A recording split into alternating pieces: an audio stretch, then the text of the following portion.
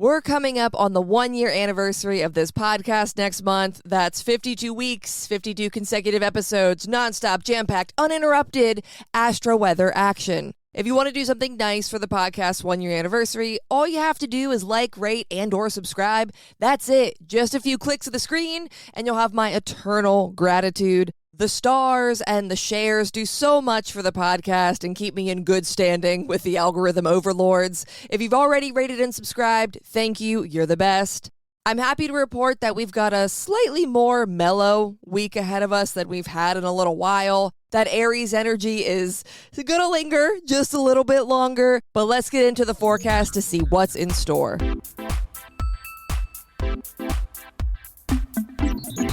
No lunar events, no planetary ingressions. There's a decent split of planetary energy in varying signs at this point in time. No more pile up in Aries, at least with personal planets. This week really does feel like a breath of slightly fresh air, or at least a moment to stop and catch our breath.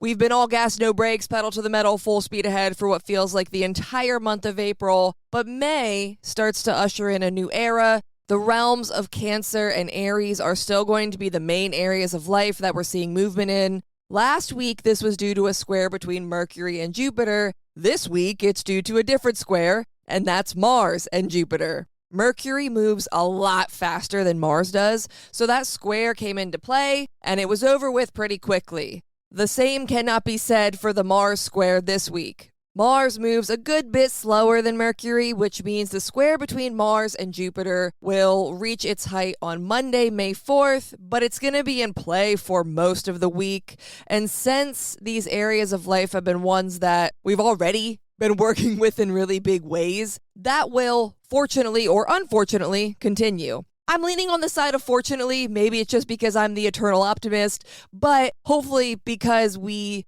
have it mostly figured out by now, or we at least understand the landscape that we're working with. Hopefully that means things are ramping down for us within Aries, which then will make the growth and expansion of Jupiter not feel so catastrophic or dramatic.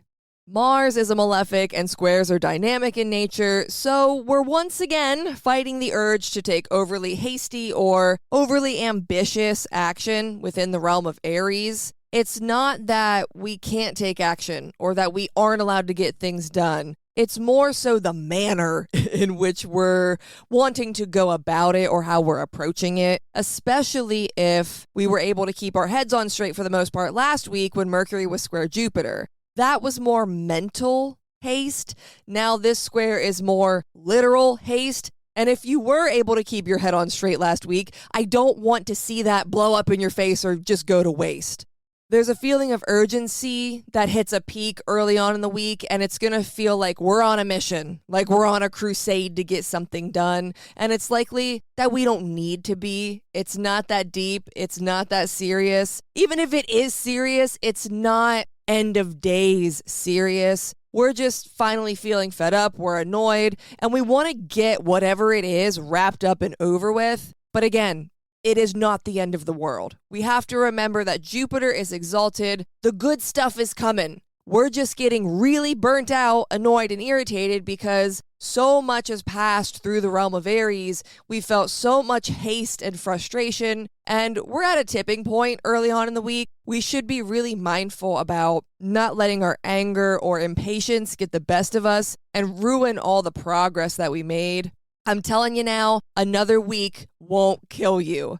Depending on your personal chart and what you have going on, this square between Mars and Jupiter could indicate that you might need to be more assertive or more aggressive.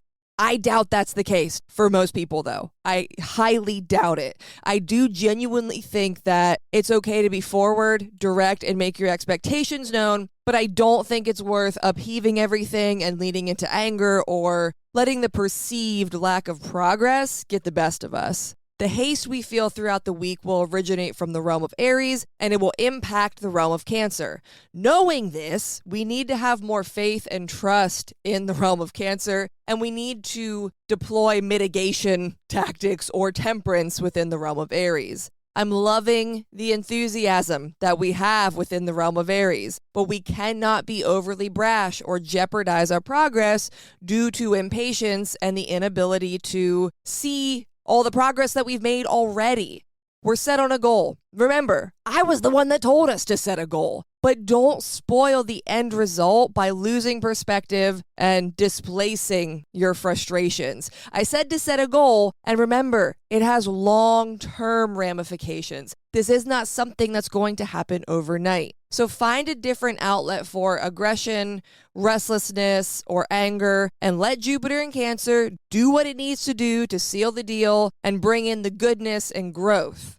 There's only one other aspect throughout the week that we'll be feeling, and that's another square. Mercury will be engaging in a square with Pluto. Now remember, Mercury isn't in Aries anymore. It ingressed into Taurus late last week, just on Saturday. This energy is still pretty new, but it will be highlighting other areas of life, which I'm not mad about because all the buildup and frustration with Aries and Cancer is a little much. I'm over it. I'm over the drama with those two.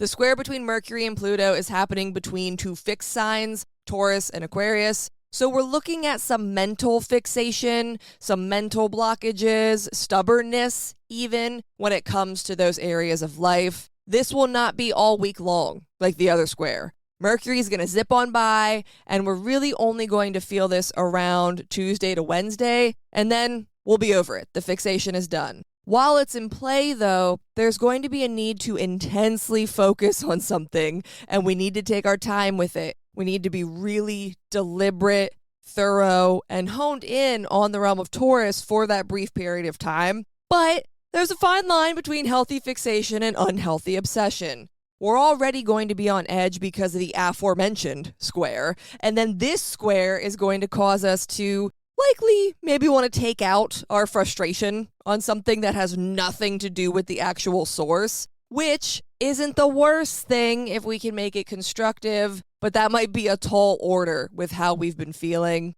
Fixation is cool, but don't let it turn into more crabbiness and impatience. We already have enough of that swirling around. Instead, give this desire for mental fixation something constructive or creative to latch onto. It's only for a day or two, but if we can set our minds to something other than just thinking about that goal and how little progress we feel we've been making or how pissed we are about something, it's going to help. If we can just put our focus elsewhere for a minute, it will help.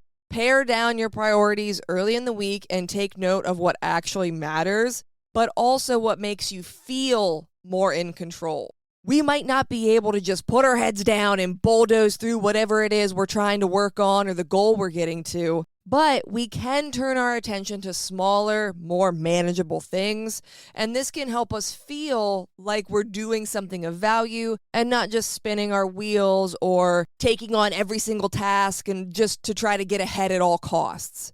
Slow down at the start of the week and put your mental energy into something that empowers you rather than drains you. The last thing I want to mention for the week is that Pluto is stationing retrograde on Wednesday.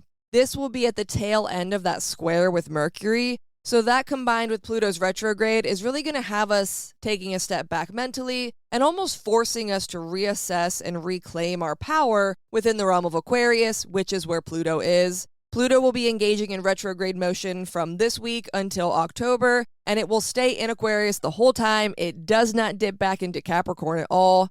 I don't write retrograde guides for the generational planets because they aren't my main thing. They aren't my main focus, and they tend to have a more societal impact rather than an individual impact, and you guys know I focus on the individual. I will say that if you have any Aquarius placements in range of like 2 to 6 degrees of Aquarius, then Pluto's retrograde may feel a lot more potent for you personally because it'll be transiting over your natal placements.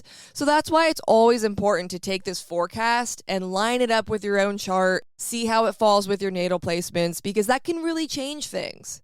In general, I think most modern astrologers view Pluto retrogrades as a time of personal reckoning, and I think I agree to a degree.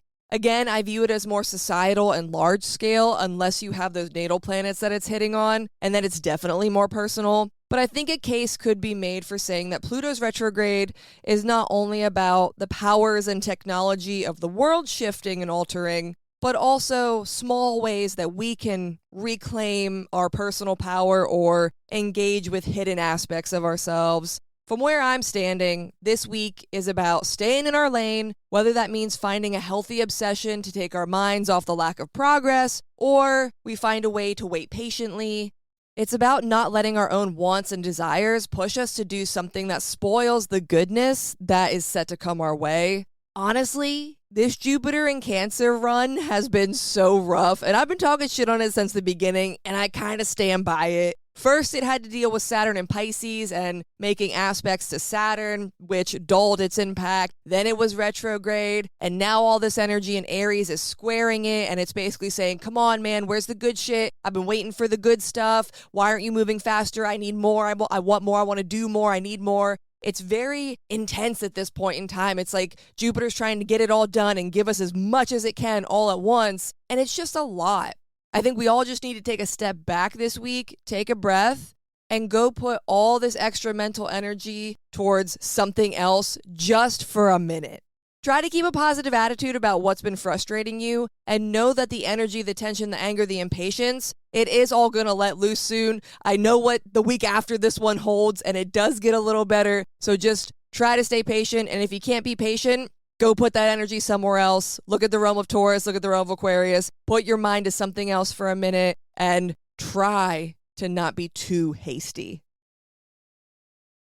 Thank you for tuning into this week's forecast. If you want a more detailed look at what this week's astro weather holds for you personally, go to my website, moonmattersastrology.com, and sign up to receive my zine. You can also find me on Patreon by searching for Moon Matters. The best way to keep up to date with my work or to book a reading with me is to sign up for my mailing list on my website. I'll meet you back here next week, but until next time, later days.